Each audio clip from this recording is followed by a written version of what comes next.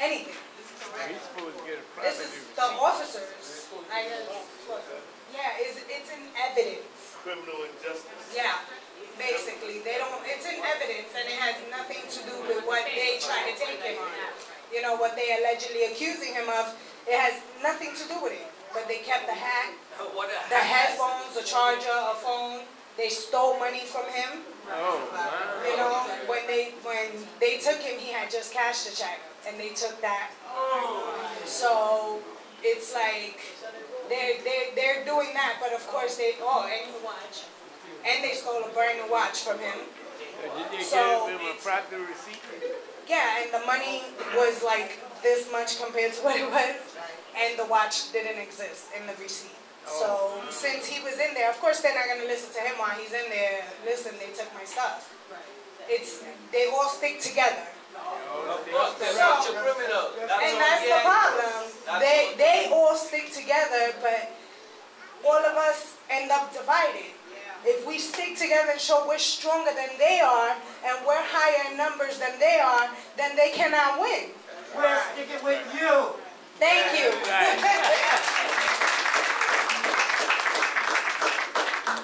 I just want to thank you guys, and I hope you show your support and stick with us, and you know, and we'll get through all of this.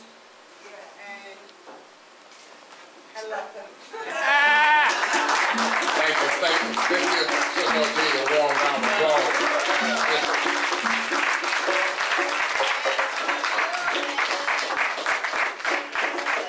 Let me say this. I will be seeing Tawana and her family on the weekend. Given the fact that this case is on the calendar for the 5th, really means that those of us who can get serious immediately should. Because you don't like to play catch up. That's how you lose cases. You got to be ahead of the posse, not behind the posse. You don't want to play catch up. Now, what I am going to do for those who want to meet with me tomorrow at noontime, I'm going to be here to begin to plot out what we need to deal with in terms of this case. You see, because you can't lose time when you fight these folks. You got to be ahead of time.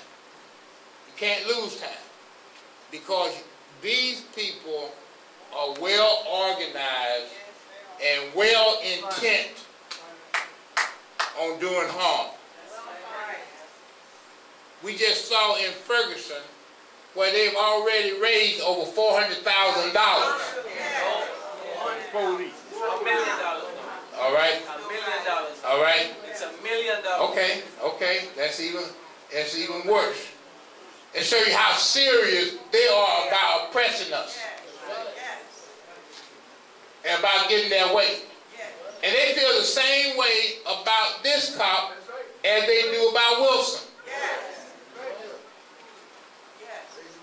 So we can't wait until next week to get busy. We got to get busy right now. I know how this works. And we're going to need people who are going to have to be willing to put some long hours in. Because the establishment is not with us. They're against us. And all of these so-called leaders in our community are owned by the PBA. Let's get real. They know what their job is. They know what they got to do. The question is whether we know what our job is and whether we're going to be serious. That's the reason why I'm going to be here tomorrow at noontime. For those who want to get started early. Because you see, I can't wait till next week. Can't wait next week. If I'm going down to Virginia this weekend, I got to get started now. That's how that works. And you got to know what your troop strength is now. And we got to be on the phone dealing with people now. See, You know, when we wake up tomorrow morning, we got to be all over the black press, the Latino press, everybody else. We got to be all over them. You can't sleep through this weekend. You can't sleep through this weekend. This is serious. And this is a fight we must win. We will win. We got to win this one. We got to win it. And we can win it. We have won it before. We can win it again. But we got to be serious in doing it. Because all of the rhetoric ain't going to mean nothing in the 11th hour. It's not going to mean anything. This is serious. And it relates to any of us. See, some of us don't have the compassion understanding. This could be anybody.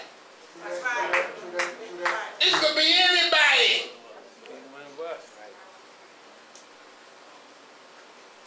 You know, how you going to tell me you know who they're going to pick on and who they're not going to pick on?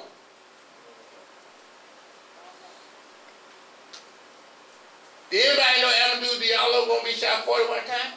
No. Did anybody know that Sean Bell was going to be shot 50 times? Yeah, what's up? Did anybody know that Eric Garner was going to be choked to death? Yeah, what's up?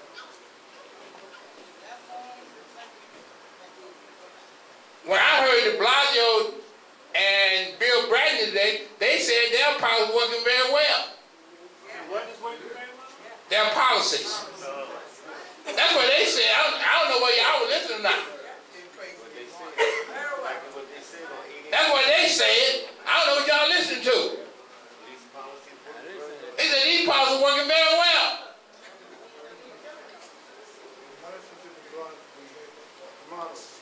This is serious.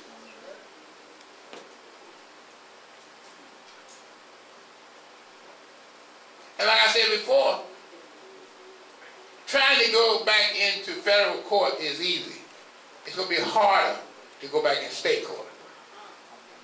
And that's what we're going to need for him. See, let's get real. Ain't nobody out here to defend nobody. You know, nigga, it's crazy. You want to sit up here and praise all these clowns who never show up. You ain't got one lawyer out here that will stand up for anything. And you say you knew, you tell them a lie. And they'll run you out of this room.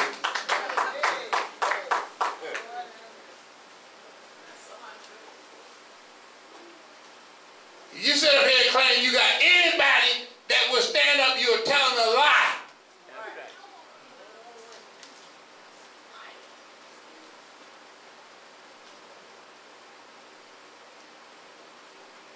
Quiet, you got it here.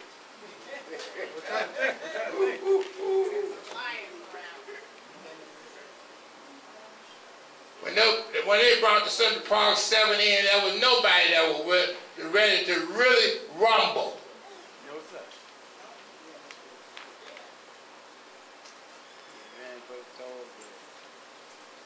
That's the reason why they don't need somebody who is not afraid.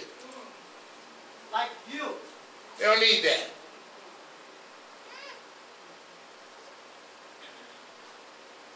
And we got to get real. And on Sunday, we got to get real on radio. Later for who you like or don't like. I don't care nothing about none of these Negroes because they're all Toms. I don't care whether they're your friends or not. Don't tell me about these Negroes. They ain't worth nothing.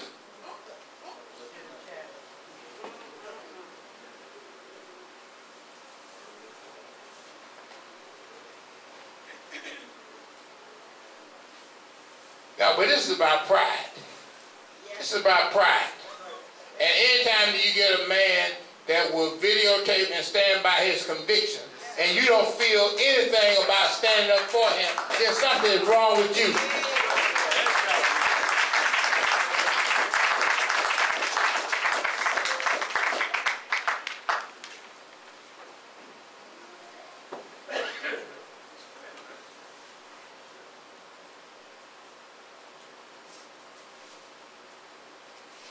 These folks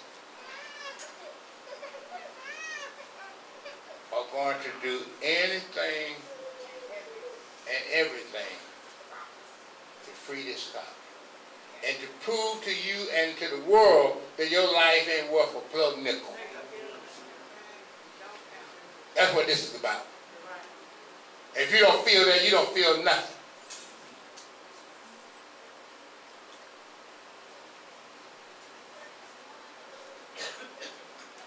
Because there was no basis at all for these cops to have choked this man to death. None.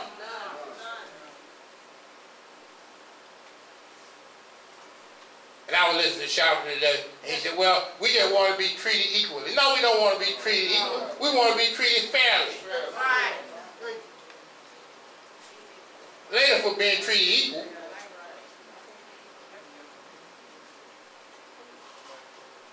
Because if New York was not operating a system of stop, question, and frisk, Eric Garner would be alive today. Because there was no probable cause to interfere with what they saw him doing. Because they didn't see him doing anything. He wasn't doing anything. And if you can be choked to death for doing nothing, all of us are in danger of losing our lives. Because he was doing nothing.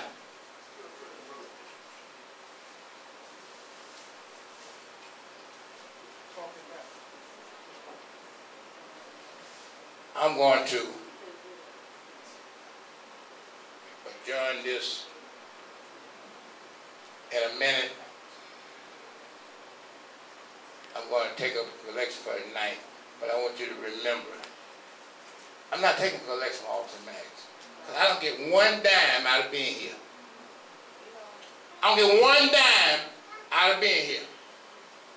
I don't get anything from the United African Movement, the Freedom Party, the Freedom Retreat, or anything else. When I write every day, I don't get one dime for writing. And I have to pay out thousands. Because you can't get people to type in a professional way and edit it in a professional way and proof in a professional way and send it out in a professional way, and you don't owe them anything. There's too much professional help for free.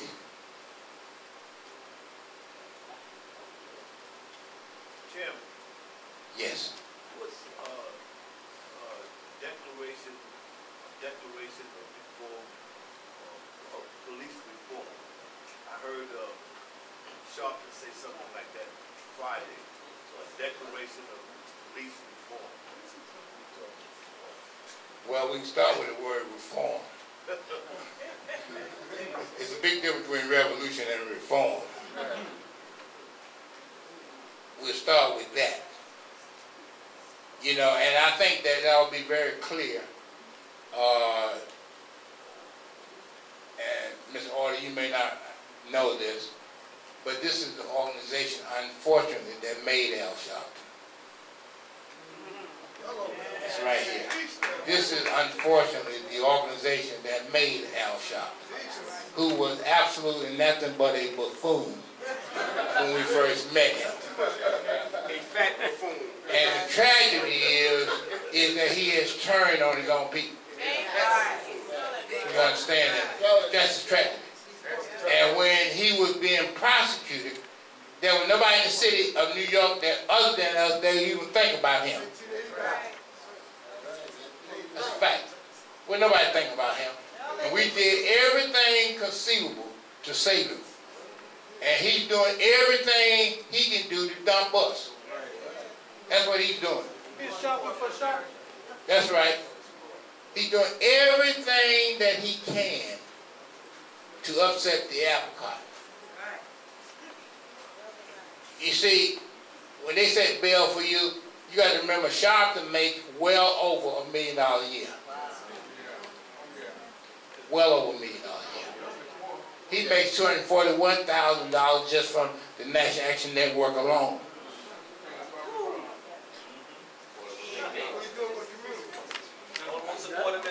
All right, almost $250,000. All right, just from the National Action Network alone. Paying for this bail would have been chump change for him. And Messy. All right, and Messy as well. Paying for this would have been chump change. And this is what we are, this is what we have to face now, is somebody who is doing everything that he can do to show white folks that he loves them.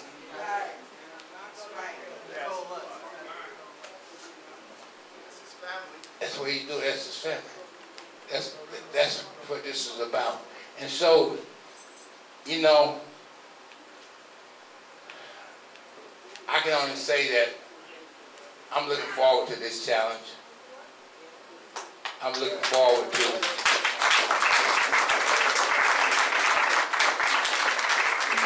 bringing this order home. I'm looking forward to that. This case is really going to upset the apple cart. Yes, it is. This case right here.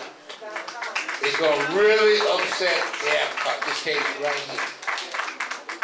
On the real tip. That's what this case is getting ready to do. And for those of us who are really committed, tomorrow at noontime, we will be here for the first of several meetings. Tomorrow at noontime. So for those who did not come tonight, get your phones out, call, text, or otherwise, and let other people know that the struggle continues. And we're going to be here tomorrow at noontime to continue that struggle. Veronica.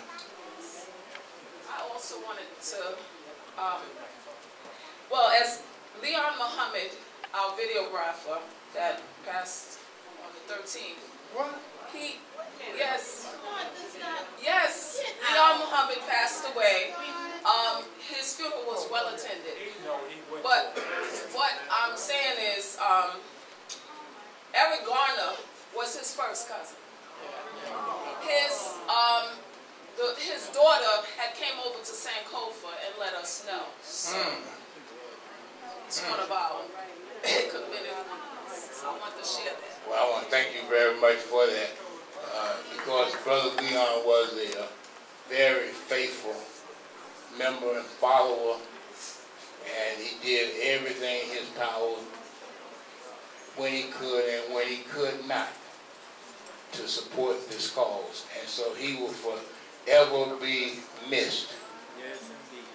He will forever be missed, Brother Leon.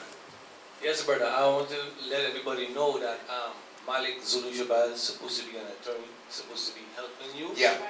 He's not. Guess what they're doing, him and the new Black Panther Party?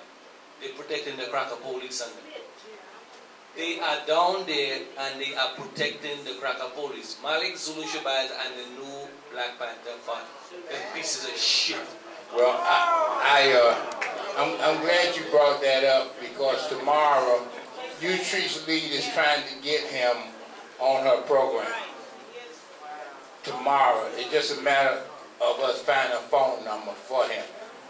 Unfortunately, most of the people that I know say they didn't want his phone number in their phone. So, right now, we have a difficult time trying to locate Malik's phone number. But if anybody has it, you can pass it on and don't have to identify yourself. Because it's more important now for us to try to reach and get him out. So let somebody pass that number to Sister Maddox in the back. 1-800-SNITCH. No.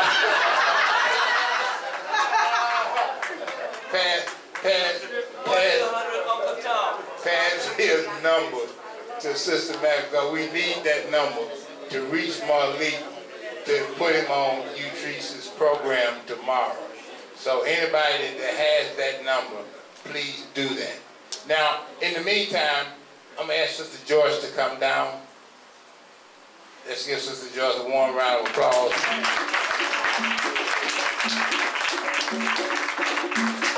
Now, this is what we want to do. As you get your contributions together.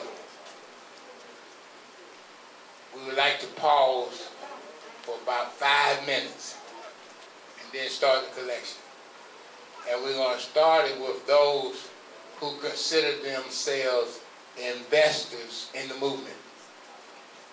We're not going to ask, you can pretend to be an investor if you want to be. We're not going to inquire. All right, but we're only saying that those who profess themselves to be investors, we just want to acknowledge the investors first. And then we'll get to the donors, and then we'll finally get to the social parasites.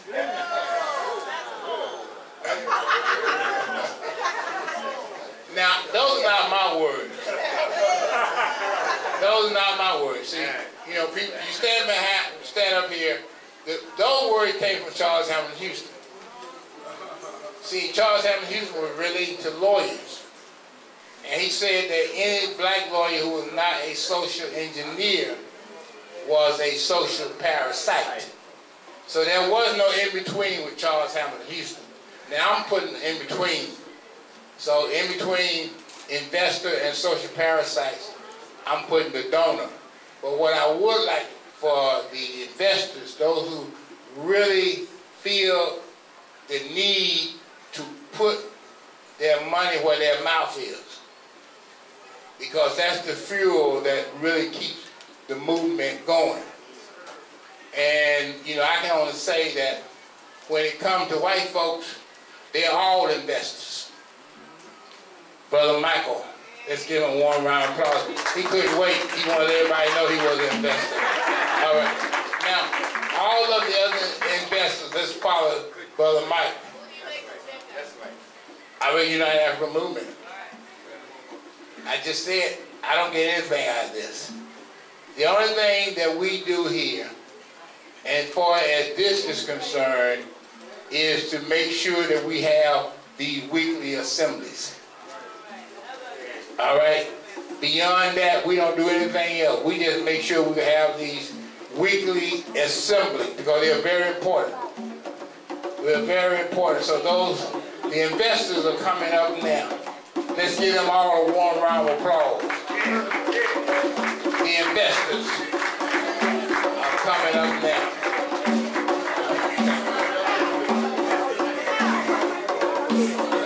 Thank you. Thank you. Thank you.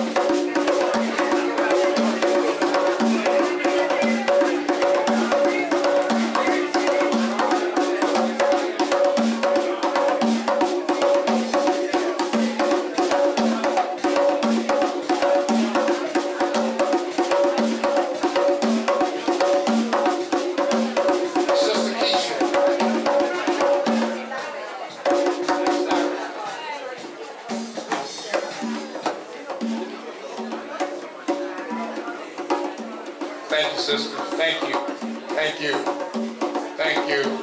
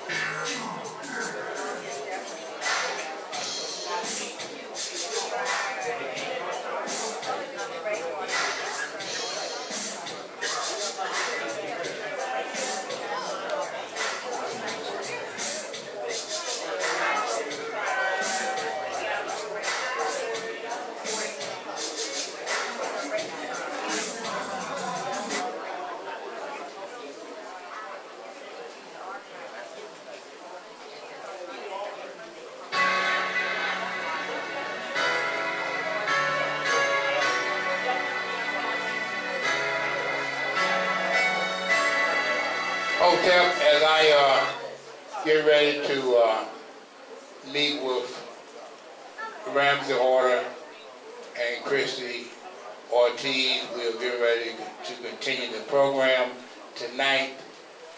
Tomorrow at noontime, I will be here as we get ready to lay down some real strategy for this case.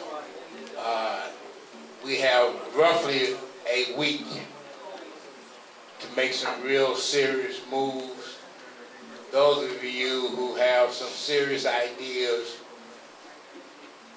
and some serious movement are certainly welcome to be here tomorrow. But the war is on. Everybody understand that? The Negro leadership promised their great white fathers that there will be no resistance in the land, that everybody will go along with whatever is laid out. But there are some people in our community that march to a different drum and respond to a different message and have respect for those who came before us and the sacrifice and the struggles that they made for us to be here today. That's really why we're here. Because if it wasn't for them, it would be none of us. And I can tell you before, if it had not been for them, we would have really been dealing with a beast. So they got a little bit tame when they had to go through Nat Turner and Denmark Vesey and David Walker and Malcolm X and others. They got a little tame. But if they had not been here and we had to face this without their prior record of achievement, we'd be in a lot of problems. That's what we need to be teaching our children. I was so hardened about last week because a young man stood up and said, I want to be Medgar Evers, but I don't know about dying. I want to be Medgar Evers. You see, we got to put that in their hearts. That's our responsibility. To let them know who came before them and made it possible for them to even be here today. That's our responsibility. That's why we work hard every week to make this a reality. That's why we spent so much time taking young people upstate, Underground Railroad, to teach them about our struggle. Because you see, you have to lead by example. If you do nothing, you can't expect nothing. You got to lead by example. And that's what this is about. And our young people can look past all of the bootlicking Uncle Toms and say that there was a few of us that would stand up for justice. There was a few of us that would stand up for righteousness. There was a few of us who was committed to struggle. And there was a few of us who would find some way, someday, for us to have a better life. And so, we are going to continue this program as I meet with the brave ones who have stood up for us, you know. Because I hate to say this, but you know, but I'm going to say this. It's a real shame that our race has gotten to the point where others will stand up for us when we wouldn't stand up for ourselves. Yeah.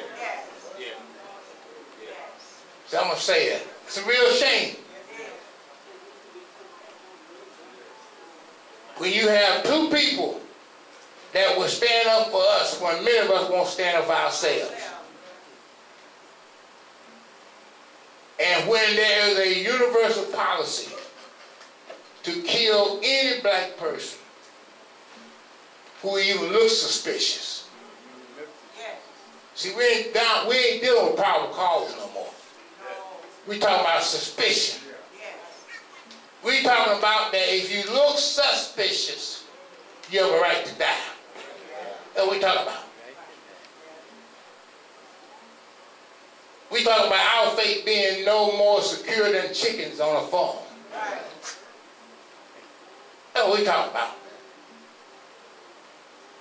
And our willingness to resist that. Because we're playing Russian roulette. That's what we're playing. We're playing Russian roulette. Well, we don't know who's going to be next. That's not the way to live. When you don't know who it might happen to tomorrow, that's not the way you want to live. You see, and I will end by saying this. Whether you want a war or not, you are at war. All right, whether you want to or not, you are at war. You always was, you know. That's right. That's right. That's right. And you can't determine when they're going to turn that on and off, because as long as there's a predator and a prey, Exactly. there's a problem. As long as there is a predator and a prey, there's a problem. Because American jurisprudence is based on natural law.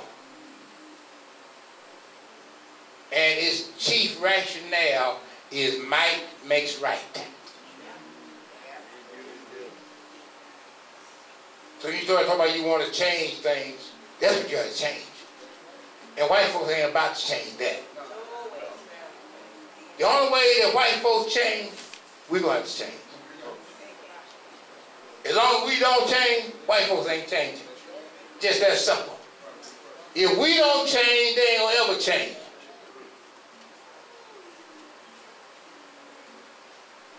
And I close with where I started. The white man is bilingual. He understands only legalese and violence. You ain't talking about either one of those. You ain't talking to the white man.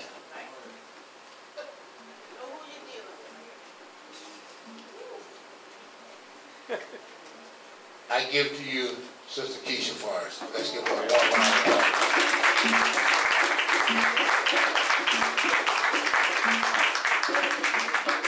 All right. He got a book in his hand. I might have to rip him off for it. He said we'll talk about it. I'm going to see if I'm going to get it. It's a profile of 5 most 100 profitable corporations. I just looked at the cover. You grilling me like the police, Tyler. He had too much interaction with the police. Now he grilling me. Now I love him. I just messing with him. The Freedom Party has some cards that the sister's going to pass out. It's postcards that's going to Governor Andrew Cuomo. And on the back of it, it says, I am a voter and I demand that you appoint a special prosecutor to preside over the Eric Garner case and one who will prosecute to the fullest extent of the law. If you're not a voter, registered voter, I think they got forms back there too. Please don't register as a Democrat or Republican. Independent is the way to go. All right? Brother John, he got some forms right there. So if you need one, he'll give it to you, okay? All right? Also, my big brother Mike Graves is in the house. I had some interruptions with the show yesterday, so I called the station. And they said that I was the only one who called. As Mike said, when you have interruptions with the show, you should call the station. So I spoke to somebody named Mike, and he said, we'll work on it. We're working on it right now. We see the problem. But when you have interruptions, you can't see the feed online, just call the station and they'll get it back on, okay? What station? MNN.org, every Tuesday at 5 p.m. to watch the Community Cop Show. Last weekend, brother, I don't know what cable service you got. That's why I tell you to watch it online. On MNN.org. I don't know nothing about y'all cable service. It didn't. That's why I called. So, and we all got to call when you get an interruption and you can't see it, whether it's on television or online. Call the station, right? Sis, all you got to do, see, this is the problem. If you log on, everything about the station is right there for you. It's right there. That's all you got to do. Call a number. You can even text them. Whatever. All the information is right there for you to see. All right? All right? Just like Maddox said, this is a problem. We need a special prosecutor. How many call the governor's office? My point exactly. It's simple things we can do to help. If this was a white man, if this was one of them Jewish boys on Eastern Parkway, they wouldn't have been riding by on Saturday to an empty building and talk to nobody. Right. You understand? But anyway, Mike Graves and Eric Josie tore it down on Tuesday. Was it Tuesday's program or Thursday? On New Day, Liberation Radio, Empress Chi. They explain everything. For example, 100 blacks and law enforcement who care member, Eric Josie. He said for the last 4 years when he was in NYPD, he was on SWAT, right? He said SWAT is not trained for civil disobedience. They there for terrorist things, hostage negotiations. They shouldn't have been out there in the street in Ferguson. And so they were breaking it down from their point of view, working in NYPD. What is wrong and what should be done by us as a people. And that was a wonderful 2-hour program. Y'all can check the archives and listen to it. I played it earlier for those who got here early so you can hear some of it. But we need these mediums. Like, you got to tell people about the Community Cop Show. You got to tell them about Utrice Lee's show. You got to tell them about these things so that when we do have marching orders, it is these programs that's going to get it to you. Don't run from technology. Learn how to take over it. Period. Your brother and I were talking. Give my brother John a round of applause. That's my brother. He came in, he said, I'm going to do whatever you need. We're going to get the website done. We're going to get this, that, and the third done. We're going to get it done. So, and he's a night owl. So if he say he's going to be up 2 o'clock in the morning doing something, he's going to do it. Because he sent me texts 2 o'clock in the morning. I'm just saying. And those that I mentioned earlier about education, and I said the founder and director for Sankofa International Academy is here, grades 1 through 8. I would advise you to make that investment in your children. It's an investment worth having. You know, I have an 18-year-old who recently left home. And I was a little bit perturbed by that. And she said, Ma, you've already given me the tools to be a woman. I already had the best education in the world. I can do this. I said, as long as you call your mama every day, we won't have any problems. And the first thing she said was, I'm going to go through some troubles and some times. But the tools you've given me to be a woman, I can get through it. So, and I didn't do that by myself. Freedom Retreat for Boys and Girls helped me with that. The women here of United African Movement helped me do that. Sankofa International Academy helped me do that. So I didn't do it alone. And your husband. Well, the husband is the gatekeeper. You know, she got a boyfriend. But the husband sitting next to the gun. Talk. Period. Period. Where your mama live? Tell me where his mama live. No, his mother had passed. Where your daddy live? Where your grandmother live? And see, we just give information only. I'm sitting on the couch just smiling. He said, if she cries, they die. That's it. That's all I'm telling you. So don't let her come home and say, Daddy, he did something. Because you just lost your grandparents. He mean that. Why was it crazy? You Jamaicans is crazy. I'm telling you, a rude boy. So, without further ado, our featured lecturer, he's been waiting in the wing. It is very important that the hip-hop generation comes together with our elders, because that's one of the divisions in Ferguson right now. Yes. And he's a brilliant author. I've read part of the book. I haven't read the complete yet. Yes, Miss Joyce? Look, she like, go ahead. You sure? When y'all go to court with Ramsey on the 5th, you should come in red, black, and green attire. I know Miss Elsie right. She the queen of it. Miss Maddox, she got some t-shirts and hats and buttons in the back. Whatever you got, if it's a wristband, a button, better be red, black, and green to match that red, white, and blue that's in the courtroom. You go with the force of God. You understand that? I don't want to see y'all in no pinstripe suit. I don't want to see that. And a necktie.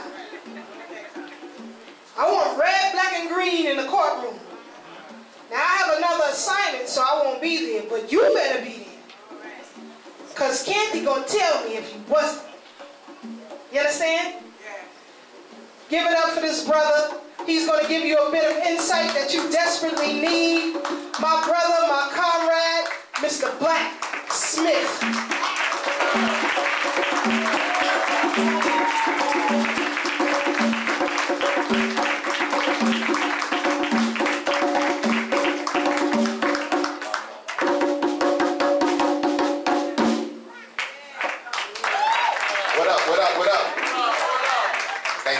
Coming out. Thank you, Keisha, for that beautiful introduction. Thank you, UAM, for having me. Thank you, family, those from close by, whatever.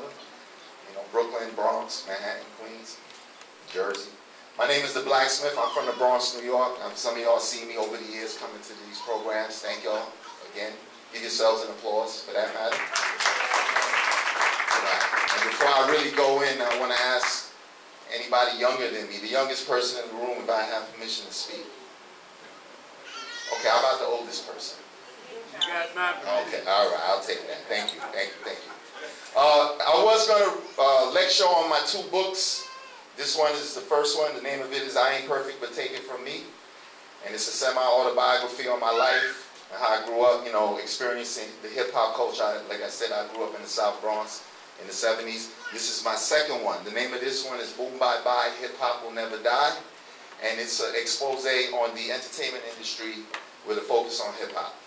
So I was going to talk about the book more or less, and we will get into that. But what I want to talk about is also what's happening. And, you know, I know we covered it on my, you know, so much, but we really need to talk about this police brutality and how some of the things we need to be doing, as opposed to what Sister Keisha said earlier. I believe she said rap thievery as opposed to hip hop.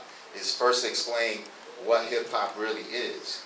And if I have anybody that wants to throw out the 4 elements, you can do so now, and then I'll explain each one so that we have a clearer understanding, especially for those who think it's just, you know, the music. So would anybody like to throw a word out? MC. Okay, the MC, that's what a rapper should be. Yes, sir? DJ. There's 2 more. B-boy. Okay, that's 3rd, dancing. And the 4th one? Graffiti art. Thank you. So that expresses it as a culture. And the 5th element is what we're doing tonight, which is called the knowledge. So, you know, you do the knowledge, you know, we explain to you from other generations exactly what's going on. Now, hip-hop, if you're a person of over 60 years old, let's say, everybody that comes under you, or children of yours, or, you know, your nephews, your grands, and so on, all under the hip-hop age. Because whether we like it or not, we all listening to it, and if we don't listen to it actively, we do get the frequency of it. So you hearing it, you know, it's around you, you know, there's people playing it around you, your neighbors. You go to parties, sometimes they play stuff you don't want to hear. That's cool, because really what that means is that you've grown into the next generation, because every generation generates a new attitude. This not my words, this was said by Chuck D on a song called Revolution Generation or something like that. This is some years ago. But that's basically how it goes. So what I want to do is talk about my book, and I'm going to start with that. And then we're going to get into how the entertainment industry is controlled. And basically, when you break it down, it's so easy to do, because y'all don't even know. We don't even mention that Al Sharpton, Jesse Jackson, people like that are entertainers. They're entertainers. So they fall under all of this too. It's not just about, you know, the rappers and the singers and the Jay-Z's and these moguls, Birdman. We can go on and on and on. It controls everything under the 9 people activities as described by Neely Fuller and Francis Cress Welsing in the ISIS papers. And if y'all need to know that, listen to these words, okay? It starts with economics first. I'm doing them alphabetically so that I don't take it out of order. Economics, education, entertainment, labor, law, politics, religion, sex, and war. And which one of those are we controlling in our community today, right now? None of them. So I try to break things down according to that in my first book, but in my second book, which is named, again, Boom Bye Bye, Hip Hop Will Never Die, we get into chapter 1. And I go into Tavistock Institute. Now, I got a lot of this information from Professor Griff back in the days, but I decided the difference that I was going to do besides his book, and another book, by the way, by a guy named Black Dot. I'm sure a lot of y'all heard of him. He breaks a lot of this down on a metaphysical level. I mean, he's way out there, and I love it. You know, he wrote the best book on hip hop, in my opinion, and the name of that one was Hip Hop Decoded.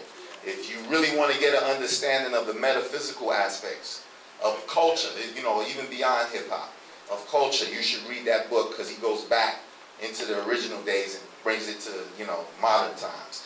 But the first chapter is about Tavistock, and the name of the chapter is the Tavistock Institute and the Beatles. And in the book, you know, we want to focus on a lot of these hip-hop artists or people in this modern era that are prominent now and thinking that this devil music industry started, you know, with Jay-Z, Rihanna, Kanye West, and so on 10 years ago, and that's not true. This thing is going back to the days of the entertainment industry existing as an industry. It's just like the pedophile rings that you see today going around with these top politicians and captains of industry and all that. That's been around since the days of ancient Greece, and it never went nowhere. It just went underground. If you read the protocols of the wise men of Elder of Zion, it says those things, you know, that they're going to control the press so that they can give you all of the messages, and if the message is in a circle, you can't get out that circle, that's all you know. But anyway, Tavistock is a PSYOP operation that defines the policies. It's in London, in a place right outside of London. I don't know if the name of the town is Tavistock, but that's the name of the institute. And Tavistock is there, and it controls all of the policies, not the laws, the policies in every country that speaks English. So in other words, any country under the English wealth banner. And we sitting right here in the empire of it all, because what's New York State's nickname? Empire State. It's the Empire State. And the center of world trade is where? And it went down. But anyway, just like the economy is about to go down. And Tavistock Institute, you know, it controls all of the policies through most of the Ivy League schools, so Yale, Stanford is the West Coast Ivy League school. And they just run all of these programs of brainwashing and all of the things that we see now today. If some of you are into this stuff, I'm sure you heard of MK Ultra and stuff like that. They run the pop programs of MK Ultra that are nothing but brainwash programs.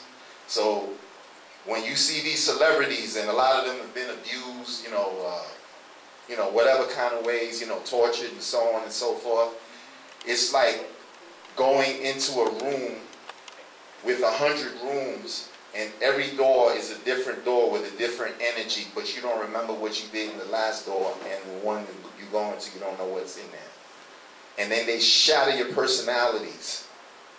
And then this allows you to, like, become somebody else. If you ever notice when you are looking at a lot of these videos or interviews of some of these artists out there, you know, actors, it doesn't matter, you know, rappers, singers, whatever, they say that some force takes them over. They have an alter ego.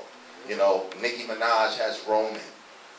You know, Beyonce has Sasha Fierce. So many others, you know what I'm saying? Mariah Carey's Mimi. She just recently getting divorced from Nick Cannon after all these years. He says she's plumb loco. So basically, a lot of these people who are superstars have been through these programs, and they just go into different altars, they call them. And when you go into these different altars, you don't even remember half the stuff you're doing. And if you do, you probably was high or drunk, because in the entertainment industry, when you get to a certain level, all drugs and alcohol are free. So you can blow your brains out without a gun, all day and night, just getting high, drunk, and whatever. And that demon that comes takes over and just does the work for you. And then the media slashes you like you're a big hit, and you become the biggest thing ever. Like Madonna, somebody who can't sing. Like a virgin. Anyway, so Tavistock Institute is the school. Like it's actually a program in London, in England, and basically the Beatles was the first major act under them. If some of my people who can remember their Sergeant Pepper's Lonely Heart Club, whatever the name of that album was. I don't know if y'all, some of y'all will be familiar with the name, but Aleister Crowley's sitting right on the top left. Yeah, that's right. And if you know who Aleister Crowley is, I'm talking about Satanism. I'm talking the first days.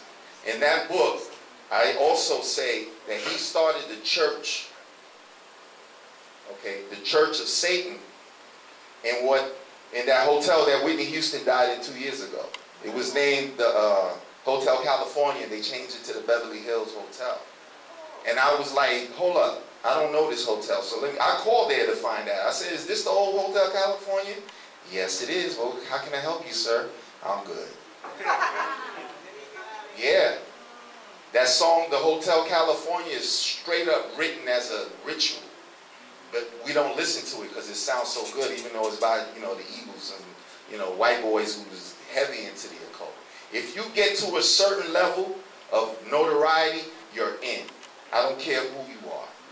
You are in. So this is why Bill Cosby's son got killed the same way Michael Jordan's father got killed, at almost the same time. This is why I believe Michael Brown got killed, because there could have been a ritual for that supermoon we had, and that energy was heavy this year. I don't know if y'all felt it that way, but I'm getting off the point. All I'm saying is Tavistock, the Beatles were total mind control, and John Lennon was like, I ain't doing this shit no more. And he started talking for real. And then he got his brains blown out not far downtown, by Central Park, where coincidentally they have Central Park Summer Stage every summer. So, you know, I don't know, and then you got the Dakotas right there, which is like nothing but a mind ritual camp. Nothing but witches and warlocks in there. Dionne Warwick used to live there. I don't know if she's still there now. Yeah, okay. Yeah, it's crazy. It's crazy. So, you know, okay, so we go to chapter 2. I'm just going to go through this real quick. I'm not trying to take too long because I want to take questions at the end. Chapter 2, I start with the late 60s and the crazy time that some of us will remember and some of us won't. But when Jimi Hendrix died, Janis Joplin died, the guy from the Doors died, and so many others. And this was all because of the counterculture was taking place. Black people was fighting, you know, 60s, we know the 60s was crazy, you know, King, Malcolm, on and others, some of the names already mentioned today. It was crazy. So in order to start a counterculture, the CIA, excuse me, the FBI had Timothy Leary start telling people to tune in and drop out.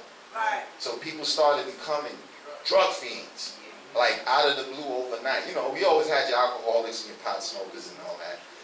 Not that I've ever done any of those, but, you know, we all have those, but, you know, then before you know it, people was dropping acid and taking all these drugs that never existed in nature. Right, right. You know, I mean, even dope is, you know, from a plant that, you know, we know what it does.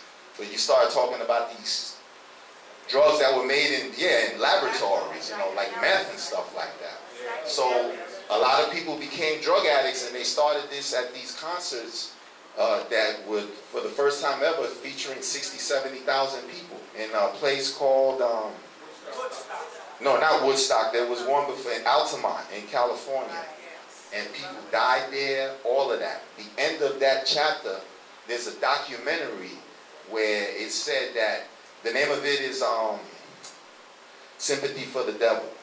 Y'all can look it up. I hope y'all got phones. Yeah, it's a song that they made. Thank you, sister. It's a song that they made, but then they made a documentary. Somebody filmed it, and the ritual was that Mick Jagger came out with a red cape as representing the devil.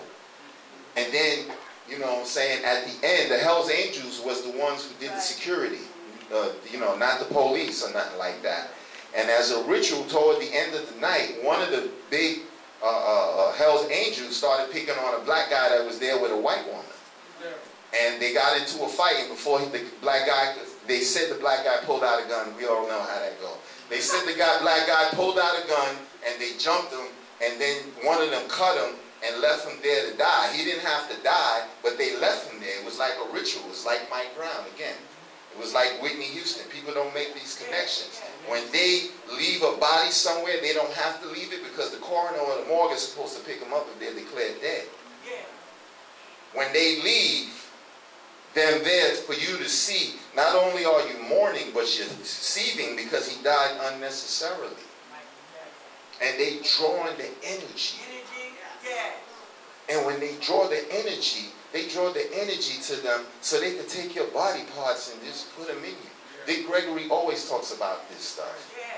He says they're making more money off body parts than drugs, prostitution, and alcohol combined.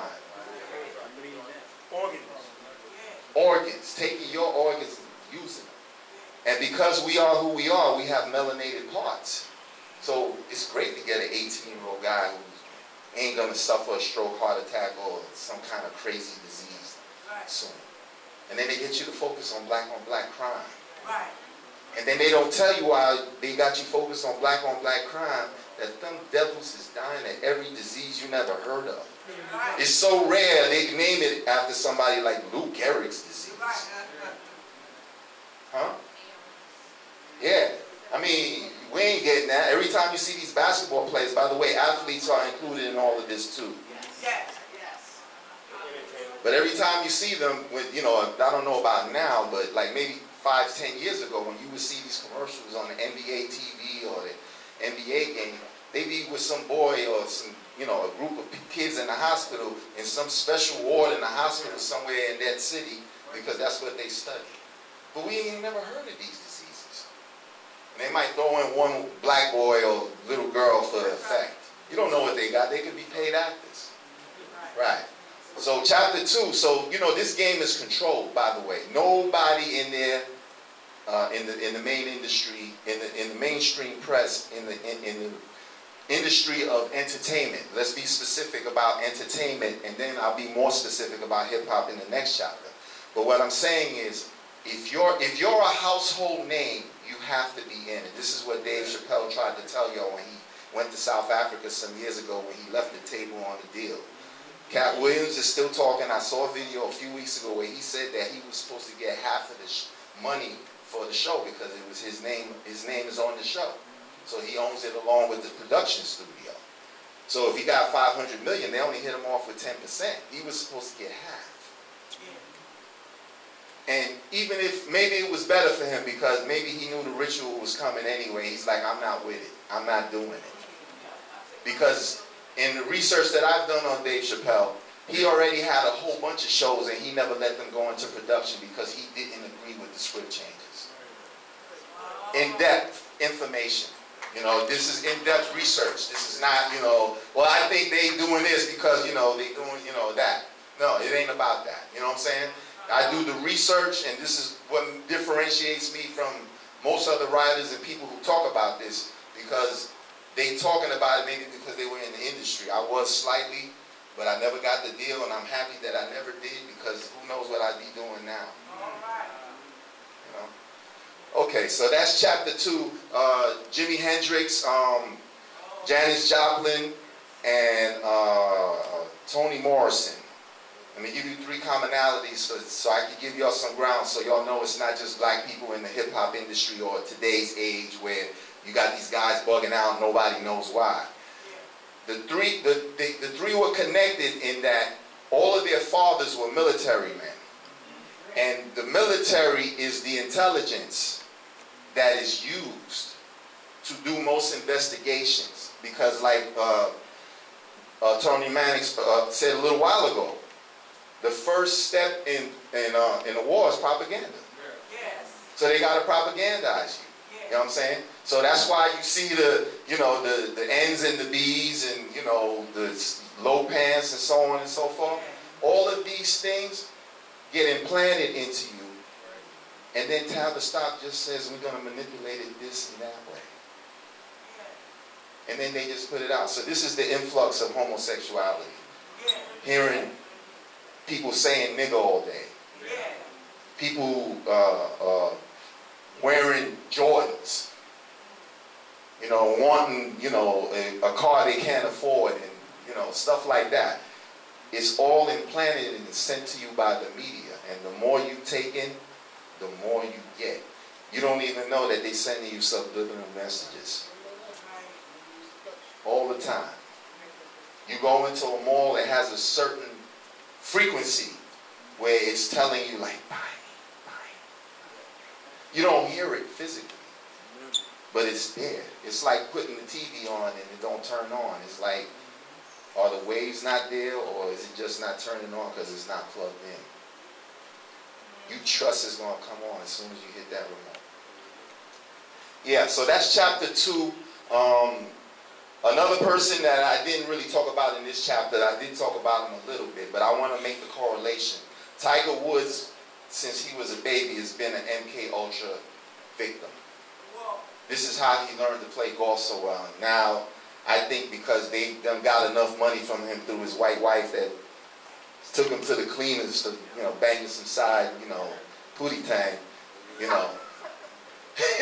They just threw him away now. They don't need him. They got other people now. You know what I'm saying? But who knows? Maybe he was starting to say the truth, or maybe he wasn't Cablasian no more, or, you know, I don't know. Maybe. Break that guy's record in terms of major wins. Okay. I didn't look at that angle, but he is an MK Ultra victim, and his father was I think his father was a sergeant major in the U.S. Army. Yeah, so he definitely was a Mason and Air Force. Excuse me, I'm sorry, I was corrected. Air Force. Don't get it confused. Oh, got you, brother. We got an ex-Air Force guy over here.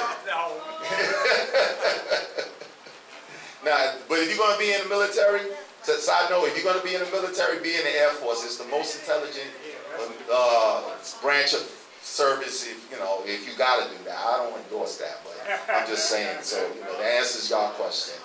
Yeah, but a lot of people that were in the industry, I'd say maybe in the 60s and early 70s, parents were military people, and that's where the connection gets made, because you're living on a base. Nobody's reporting what you're doing, and you take them somewhere, and it could be a doctor's office, and it'd be just like that surgery room in Manchurian Candidate.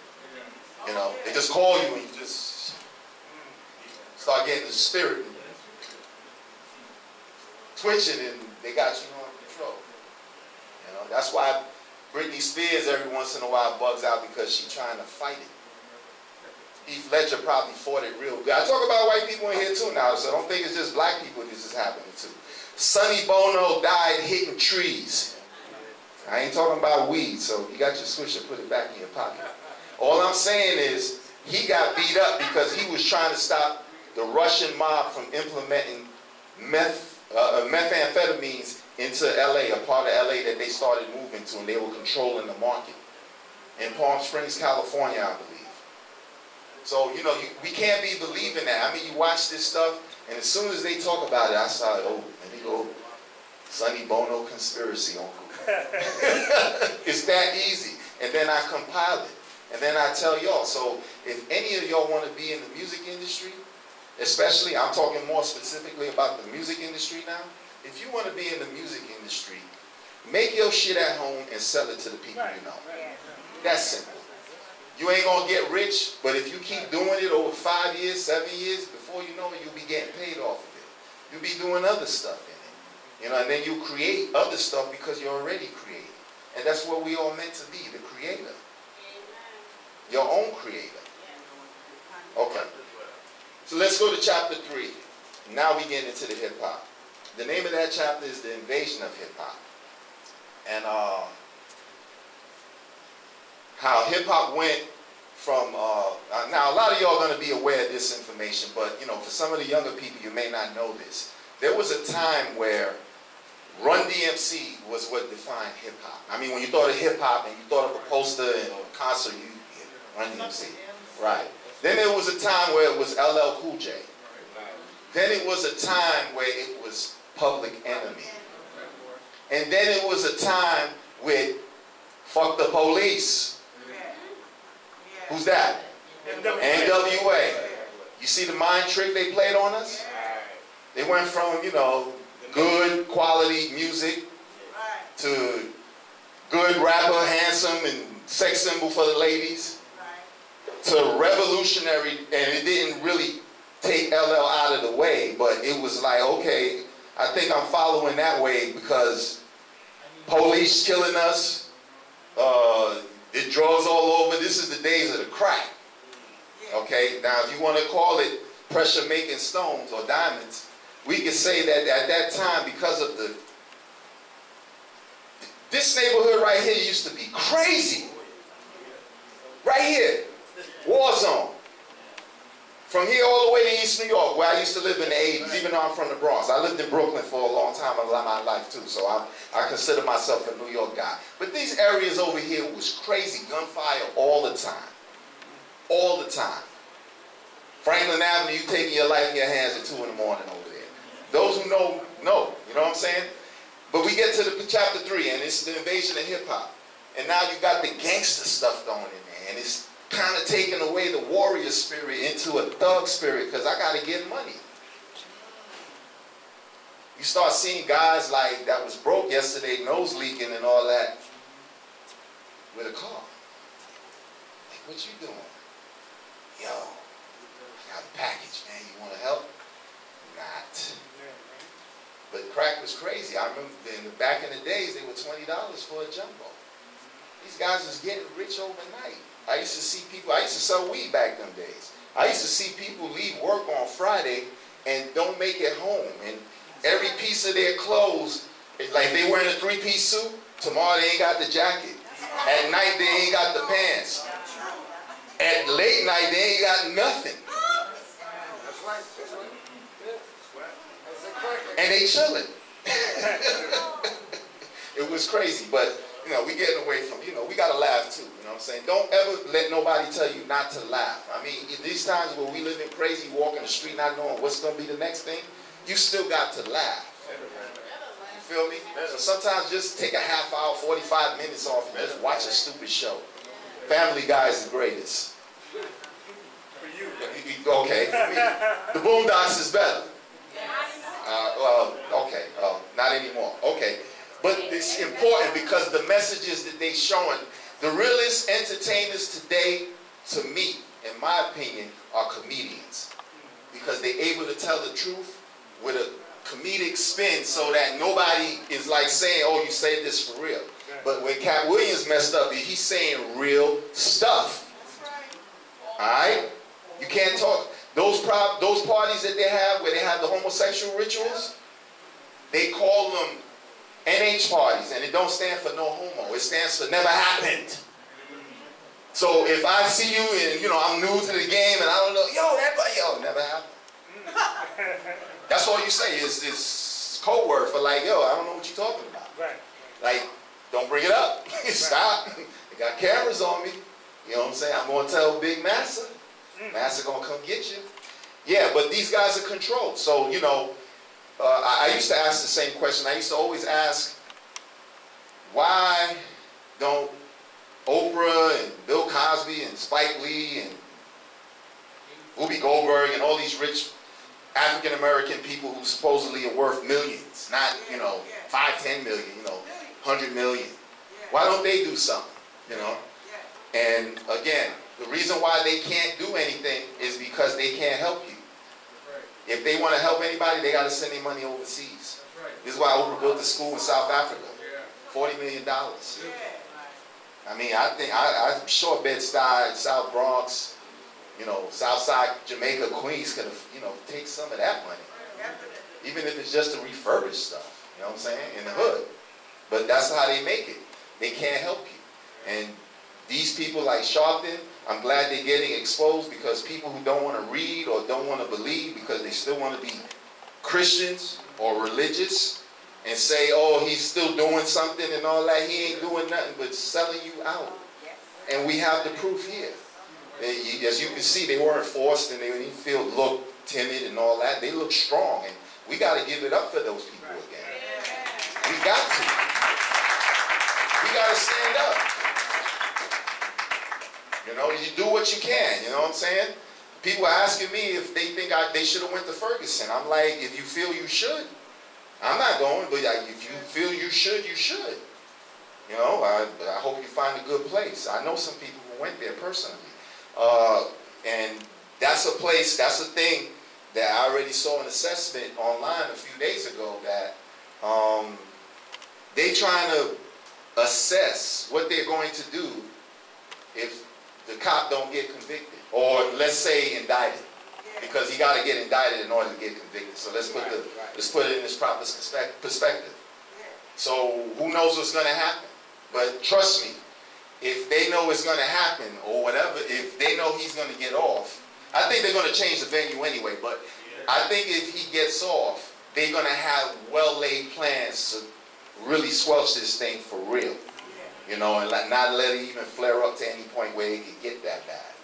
You know, intersecting hip hop with Ferguson again directly. I don't know if some of y'all heard, but T.I. and Nelly, who was from St. Louis, was like saying they need to calm down and all this and that.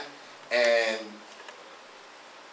the way they rhyme about what they do, we have to believe that they full of shit when they say these things. Because they supposedly from the hood, you know, they were hot boys and all this and that. So now you're telling people who have, this is their only way to express themselves, to stop banging out. But that's what you talk about on your songs. Yeah. How you gonna tell me not to do this? Are you here? Or you in the ivory tower downtown? So, you know, this is in a de facto type manner, hip hop has become the voice of modern America. Forget about black or white right now. It's become the voice of black or white America. And it's crazy. Now, let me go to chapter, I was going to show some pictures, but that's okay. I think I can paint the picture enough for you. Like I said, we're going to have a question and answer session in a little while. So just bear with me and let me try to get through this, and then I'm going to talk about a few other things, and then we go from there. Okay, chapter 4 is the saga of the invasion begins. So now I'm in the late 80s, early 90s. And when I was talking about the crack era and so on back in the days, like I said, to make pressure into a diamond, I believe that produced some of the best hip-hop music ever. And would you like to say something to that, sister? Okay. You want to come up? All right. Give it up to DC, MCD. She's going to tell you something. And we're going to go from here. I'm sorry we don't have any audio, but she's going to say a little something for you. Thank you for having me. I'm an old school rapper from back in the day, but I still do spoken word rap, particularly with all that's going on with our people. And I talk about police brutality.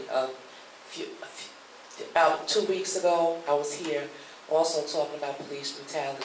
And I don't have any music, but the piece that I'm about to share with you, it has to do with the murders in our community, the things that police do to us, the prison system, the whole 9 yards. So y'all bear with me and listen, okay? When it rained on me, I just danced in it. And when they shitted on me, I grew tulips. And with these lips, I represent the gift, representing the majesty, divinity, all inside of me. Brothers and sisters, in and out of jail. I'm sorry, miss. Bought and sold at their disposal, reaping in riches, amounts untotaled. Where is justice? Where is peace? Out on the curb, lying 6 feet deep. When indeed will we see that they're called the U.S. and so arm me. Arm yourselves indeed with guns, cause you don't know when they gonna come. What you thought for son? I had these guns. No, I'm packing for you when you come. Alright. So post up in my community if you want to. Pass judgment on the ones you see that come through.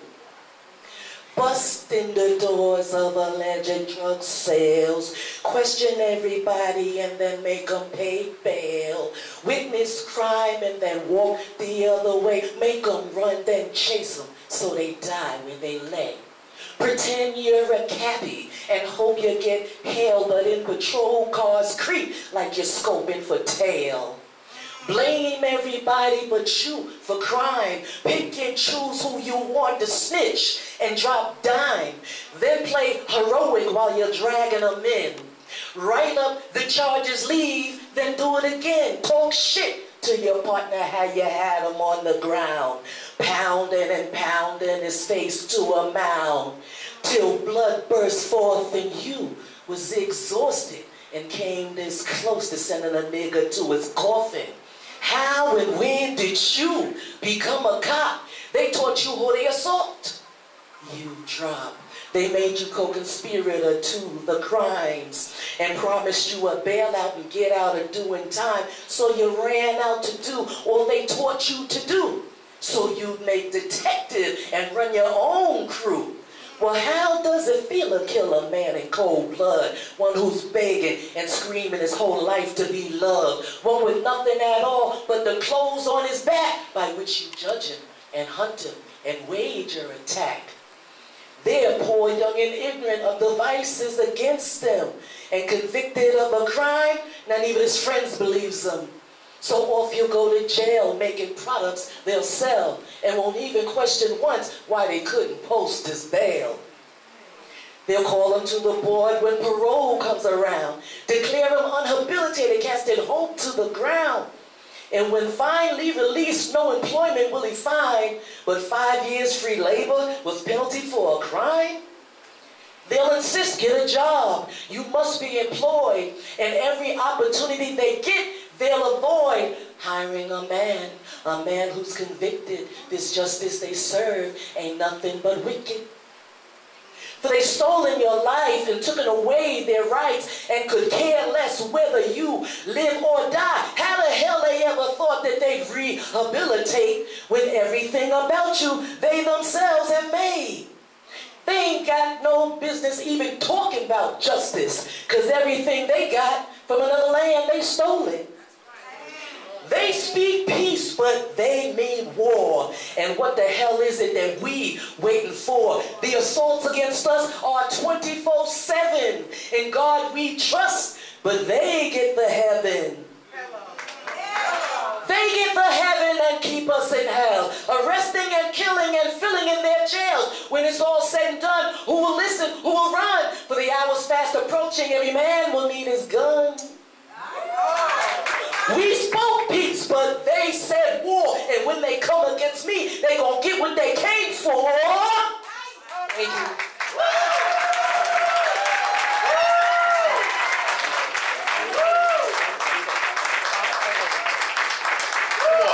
Give it up, MCP.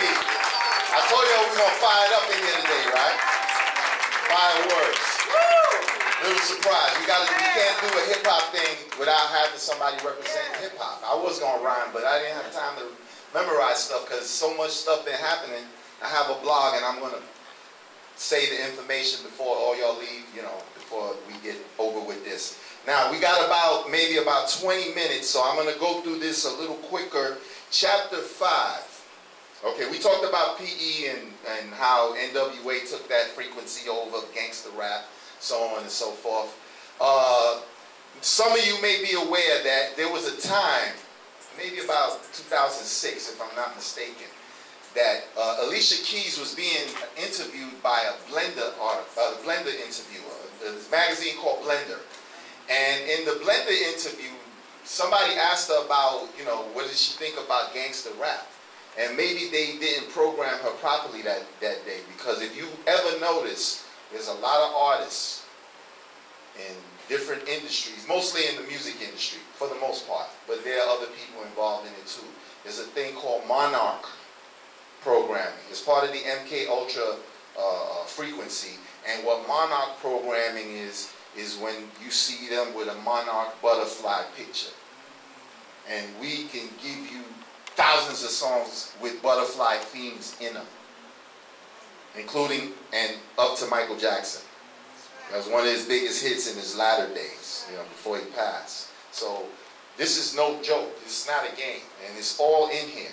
Okay, so I just wanted to get into a little of that. Now, chapter 4 is the saga of the invasion begins. I kind of started it a little bit. I was talking about the golden era when, the crack came out and it was crazy out here in the streets of New York, everywhere. Not just Brooklyn, everywhere. Because, you had guys that went to school together fighting over this block, over that block. But y'all cool. You play ball, you never had a fight with the guy and all this and that. Now you hustling, You got your gat, you got your pack, and, you got the snaps, snap that money. Okay, so that was a crazy time, and in chapter 4, so I start talking about the early 90s. Little post-era, but probably still there because you had some groups still creeping in. See, they were still trying to tweak it to get it perfect on how they're going to control this thing and then have them influence the next generation, where we at now. So this is why you got a 40-year-old man like Rick Ross talking about popping mollies and date rapes. This is crazy. He's a grown man that has daughters old enough to be who he's talking about. Because he's not talking about a refined 35-year-old woman who know better than that. Former correctional officer. Right, exactly. You know, who knew Noriega and probably was still dealing his drugs on the outside. For the U.S. government, by the way. So don't get it twisted because it's coming from somewhere else. Noriega was about to expose that. He said, you know what? Bush said, I'm not going to kill you. I'm going to kill your people. He wasn't killing no bases. He just decimated the military and then started bombing Panama City or whatever he bombed. Yeah, civilians, straight up civilians. Thousands. Thousands, not 1,000 or 2. They said 800 or something like that. Yeah, some low number. It was thousands of people died now for nothing. They wanted him. And then how they tortured him, he was in the embassy of some sort or something like that. And all they did was, this dude loved to hear like soft opera type music at night before he go to sleep and, you know, probably have his wine and settle down. What they did was just surround the embassy with speakers of loud Bon Jovi music, rock and roll music. Bon Jovi, some of y'all know who I'm talking about. Yeah, I mean, it's damn near heavy metal almost. And they just played it over and he just came out and said, that's how they got Noriega. It wasn't no, you know, Saddam, we killed him in a gutter or something. It wasn't none of that type of story. He came out because they tortured him. Bon Jovi. Yeah, man, that's crazy. But that's in there anyway.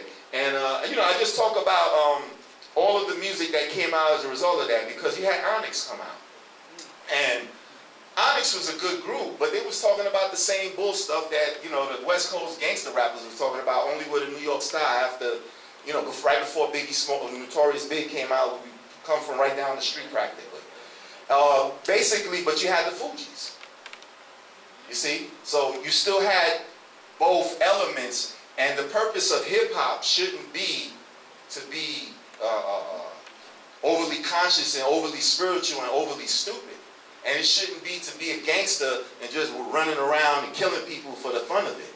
It should be balanced because we need the warrior spirit that the so-called gangster has while the consciousness to carry out the actions of a conscious person. You know, we're not talking about killing for the sake of killing. We're talking about killing police who kill us. Exactly. So what's wrong with that? Right. Doesn't it say eye for an eye if you want to get biblical? I mean, I'm not making the stuff up. That stuff was talked about way before any of us got here. So I'm like, okay, so, and that's why I give special props, even though he was sort of on a gangster rap level, a guy named Kool G Rap. Because he's the only rapper or MC that ever made a song talking about killing white folks, outright. Maybe Sister Keisha might know another guy named Uncle Murder who made a song